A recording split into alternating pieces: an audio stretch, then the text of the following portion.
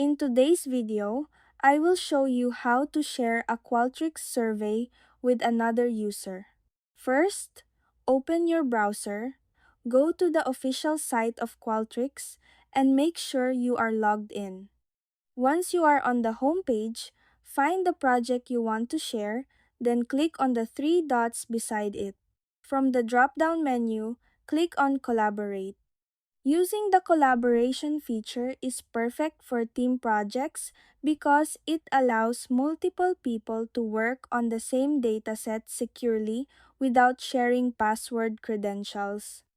Next, enter the email of the person you want to share the project with, and then click on Add Selected.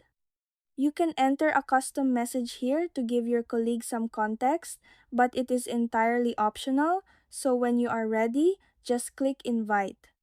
From here, you can select and unselect exactly what permissions you want to share with them, giving you complete control over whether they can edit questions, view your reports, or distribute the link. Once you have customized those permissions, don't forget to click Save to finalize everything. And that's it. That's how you share a Qualtrics survey with another user.